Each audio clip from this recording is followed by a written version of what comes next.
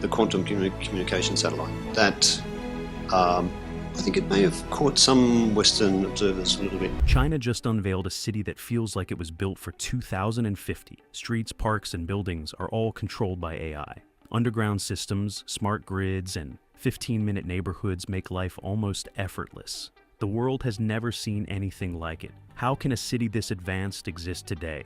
And why isn't America ready for it? Join us as we are about to uncover this new city. The Megacity China, built for the future. A few years ago, a quiet area not far from Beijing began to change in a way nobody expected. The land there had mostly been farmland and small towns. Life moved slowly, and the region was not known for anything extraordinary. Then everything started to shift. Construction teams arrived. New roads stretched across the fields. Railway lines began connecting the area to major cities. Large buildings slowly rose from places that had once been empty land. What was happening there was not a normal city expansion. China had decided to build an entirely new megacity from the ground up. This city was not meant to follow the old patterns that most cities grow from. Instead, it was carefully designed before millions of people would even live there. The place is called Zhong'an New Area. It sits about 100 kilometers southwest of Beijing.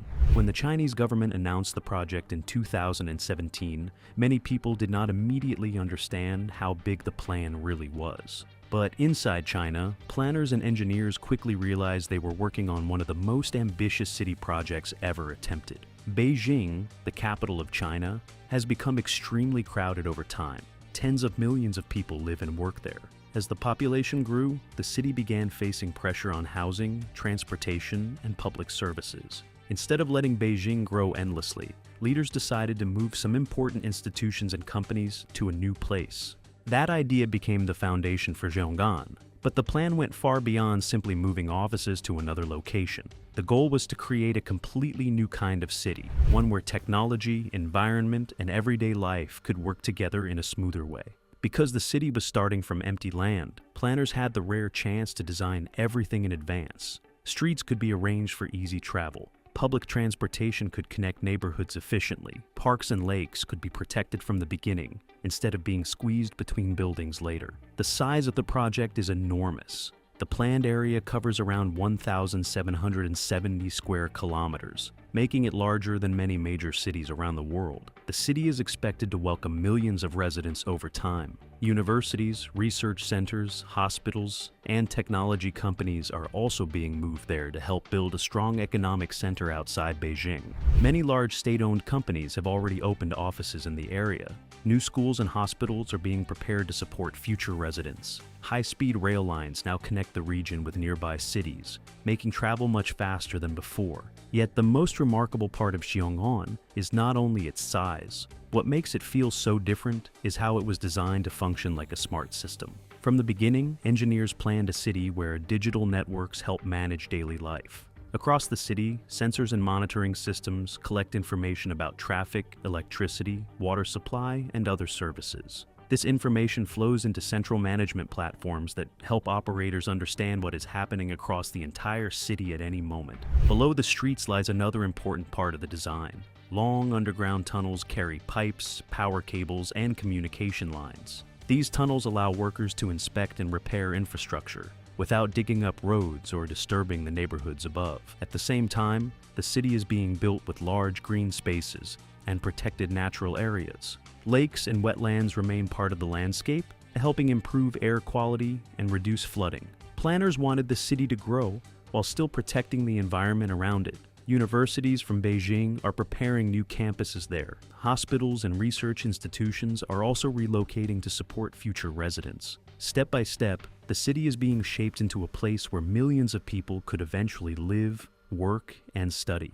For many observers, Zhong'an represents a bold attempt to rethink how cities are created. Instead of letting a city slowly grow in messy and unpredictable ways, this project tries to design everything carefully from the beginning. Yet when people begin to examine the city more closely, they realize something even more surprising. The real power of this place does not only come from its buildings or roads. Hidden throughout the city is a massive digital system collecting information every second. That invisible network quietly watches traffic, monitors utilities, and helps keep the city running smoothly. Understanding that powerful system reveals why many experts say this place already feels like it belongs decades in the future. And once that hidden technology begins to reveal how it manages an entire city, the next question becomes even more fascinating. How exactly can data and artificial intelligence control the daily life of millions of people? That answer opens the door to the next part of the journey. A city run by data and artificial intelligence.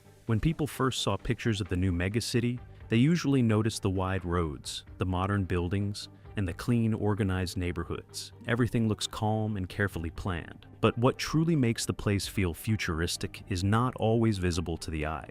The real magic is hidden in thousands of small devices spread across the city. These devices are sensors. They quietly collect information every moment of the day.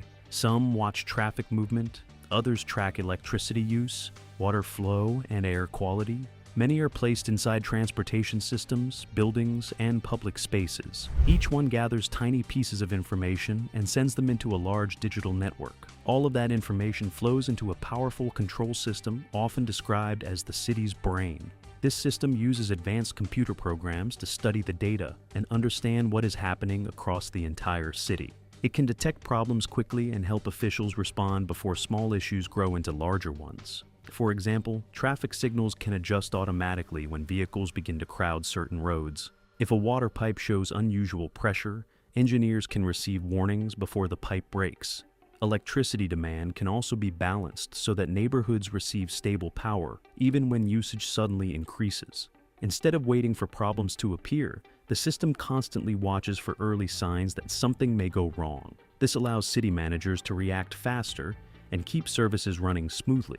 Even everyday activities inside homes are becoming part of this smart network. Many buildings are designed with intelligent meters that track how much electricity, water, or gas a household uses. This information helps residents understand their consumption and also helps the city manage resources more efficiently. Healthcare services are also beginning to benefit from these digital systems. In some cases, smart monitoring tools can help detect unusual patterns in daily living.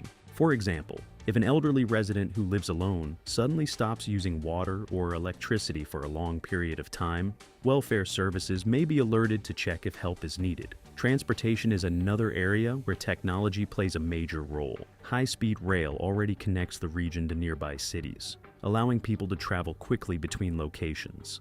Within the city itself, planners are preparing for smart traffic systems and automated transportation services that may one day include self-driving delivery vehicles and other advanced mobility solutions. The idea behind all these systems is simple. When information flows freely, decisions can happen faster. Instead of relying only on human observation, computers assist by watching thousands of signals at once. This creates a city that can respond quickly and adapt to changing conditions. However, building such a system requires enormous planning. Engineers must connect sensors, communication networks, and data centers so everything works together smoothly. Large computing facilities are needed to process the massive amount of information produced every second. All of this technology turns the city into something closer to a living organism than a traditional urban space. Roads, buildings, utilities, and services are all connected through a digital network that constantly learns and improves how the city operates. For residents, much of this activity happens quietly in the background. Life may simply feel easier, traffic may move more smoothly, public services may respond faster. Problems that once caused major disruptions may now be solved quickly because the system noticed the warning signs early. Yet technology alone does not define daily life inside this futuristic place. The planners behind the city also focused on something very important for the people who will eventually live there. They wanted neighborhoods where most daily needs could be reached within a short walk or bike ride. That simple idea changes how people move, how communities grow, and how daily routines unfold. And once this concept begins shaping the city, it reveals another surprising feature that makes the entire place feel even more like a vision from the future. Life inside a 15-minute city. Life in many large cities today can feel exhausting. People wake up early, rush into traffic, and spend long hours traveling to work, school, or basic services. Some spend more time on the road than they do with their families. Over time, that kind of routine drains energy from daily life. When planners began shaping the new megacity, they wanted to avoid repeating that pattern. The designers followed a simple but powerful idea. Most of the things people need each day should be close to home. Instead of forcing residents to cross an entire city just to buy groceries or visit a doctor, the goal was to place essential services within a short distance of every neighborhood. This idea is often called the 15-minute living circle. In simple terms, it means that schools, healthcare centers, shops, parks, and community services can all be reached within about 15 minutes on foot or by bicycle. Because the city is being built from empty land, planners can organize neighborhoods carefully. Residential buildings are placed near schools and public spaces. Clinics and local stores are arranged nearby, so people do not need to travel far for daily needs. Parks and green paths are spread throughout communities, so residents always have places to relax outdoors. Walking and cycling are encouraged through wide sidewalks, tree-lined streets, and safe bike paths connecting different areas. Instead of filling every road with cars, the design tries to make short trips easier without vehicles. Green spaces play a large role in this vision. Lakes, wetlands, and parks are protected across the region. These areas help clean the air, manage rainwater, and create peaceful places where people can spend time outside. For families and children, having these spaces nearby can make daily life feel calmer and healthier. Education is also becoming a major part of the city's future. Several universities from Beijing are preparing to build new campuses there. As these schools grow, students, teachers, and researchers will gradually bring energy and activity into the region. New schools for younger students are also being built, so families can settle in comfortably. Healthcare services are expanding at the same time. Hospitals and medical research centers are being developed to support the future population. By placing these facilities close to residential areas, planners hope to make medical care easier to access when people need it.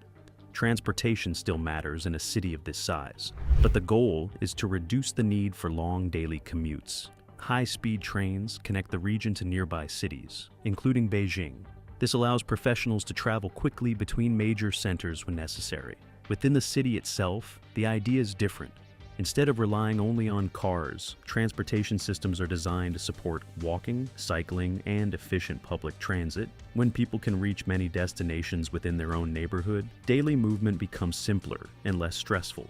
Over time, this design could reshape how communities grow.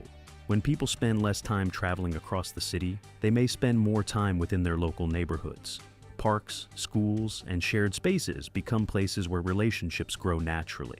Daily routines become less rushed and more balanced. For a city that may eventually welcome millions of residents, this approach could help maintain a sense of closeness that large urban areas often lose.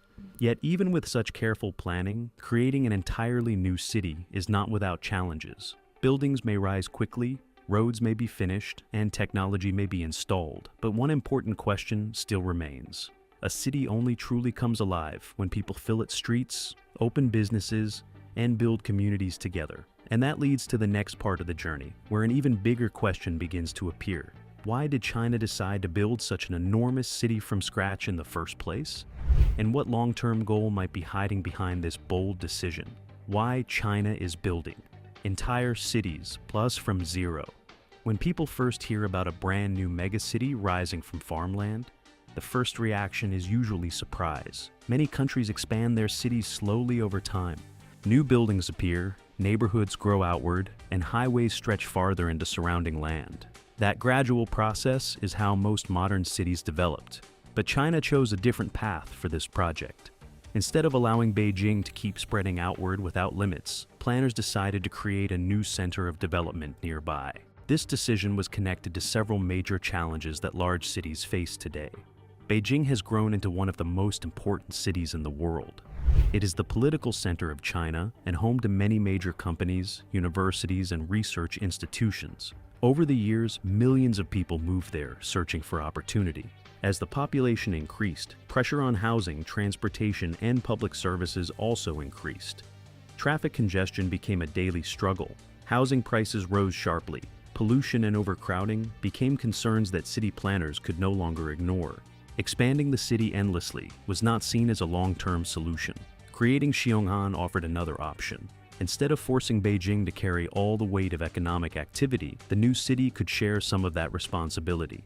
Government institutions, technology companies, research centers, and universities could gradually move some of their operations to the new location. By doing this, Beijing could focus more on its role as the national capital, while nearby regions gain new opportunities for growth. However, the goal was not only to move offices or buildings.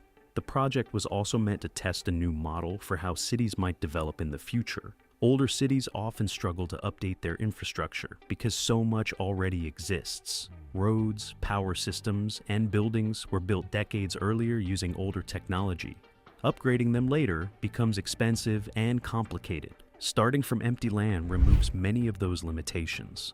Engineers can design transportation networks, energy systems, and digital infrastructure before construction even begins. This allows new technologies to be built directly into the city instead of being added later. As upgrades, environmental protection is another important reason behind the project. Large cities consume enormous amounts of energy and produce significant pollution. When planners design a city from the beginning, they can include green spaces, water protection systems, and energy-efficient buildings that reduce environmental damage.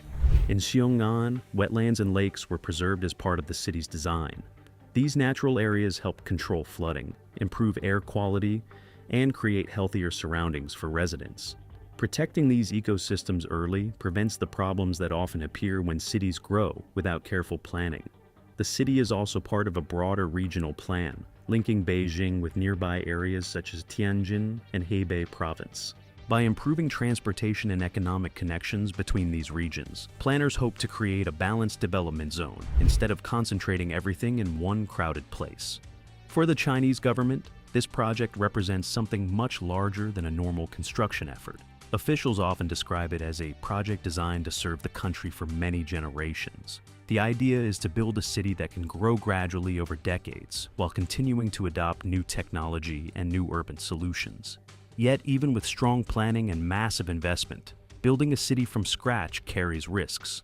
Roads and buildings can appear quickly, but creating a vibrant community takes much longer. Businesses must succeed, residents must settle comfortably, and daily life must feel natural for the people who move there. Some observers have begun asking a difficult question. What happens if the infrastructure grows faster than the population? Could such an ambitious city struggle to attract enough residents in its early years? That concern opens the door to the final part of this journey, where the conversation shifts from vision and planning to the uncertainty that comes with such a bold experiment. Because despite its advanced technology and careful design, the future of this megacity still depends on one unpredictable factor: the people who may one day decide whether this futuristic place truly becomes a thriving city, or something very different. The big question: building. A city is not only about roads, buildings, and technology. A city becomes real when people fill the streets, open businesses, raise families, and create everyday routines. Without that human energy, even the most advanced place can feel strangely quiet. That is one of the biggest questions surrounding Xiong'an today. The physical construction has moved forward quickly. Roads stretch across the region. Government offices have opened. New residential buildings stand ready for future residents. Rail lines connect the area with other major cities. From a planning perspective, the project continues to grow step by step. Yet, creating a lively population takes time. People do not always move simply because a new city appears on a map. Families consider jobs, schools, community life, and personal comfort before choosing where to settle. Businesses also need customers, workers, and stable economic activity before they fully commit to a new location. Some early visitors who traveled through parts of the new city noticed wide streets and modern buildings, but fewer people than they expected. Certain areas looked extremely clean and organized, yet they lacked the busy movement normally seen in older cities. These observations led some critics to wonder whether the city might grow more slowly than planners hoped. Across China, there have been other large construction projects in the past where buildings appeared faster than residents. In some cases, neighborhoods remained quiet for years before populations finally increased.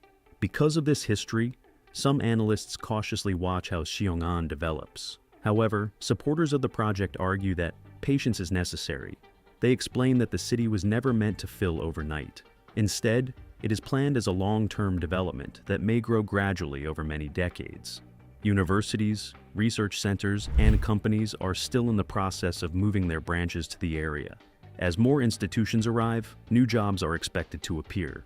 When employment opportunities grow, more people may decide to settle there permanently. The government has also been encouraging state-owned companies and organizations to establish offices in the city. Over time, these moves could slowly build the economic activity needed to support a larger population. Another factor shaping the city's future is infrastructure. High-speed rail and improved transportation connections make it easier for professionals to travel between Seonggan and nearby major cities. As commuting becomes faster, more people may consider living there while still working across the broader region. Urban development often follows a pattern where early years appear quiet before momentum builds. Neighborhoods that seem empty at first can eventually transform into busy communities once businesses, schools, and services begin operating together. Still, no one can predict exactly how quickly this transformation will happen. Building a city from empty land is always an experiment. Even with strong planning, the real test begins when people arrive and start shaping the city with their own daily lives. For now, Seonggan stands as a powerful example of how far urban planning can reach when a country decides to design an entire city for the future. The technology, the infrastructure, and the vision behind it show what modern engineering is capable of creating. Whether it becomes a model for future cities, or simply a bold attempt that faces unexpected challenges, will only become clear with time. What is already certain is that the project has pushed the idea of urban development into new territory. And as cities around the world continue searching for solutions to overcrowding, pollution, and aging infrastructure, many planners will quietly watch how this futuristic place grows. Because if the experiment succeeds, the lessons learned here may influence how the next generation of cities is built across the planet. At the same time, the world is quietly observing how this bold experiment unfolds.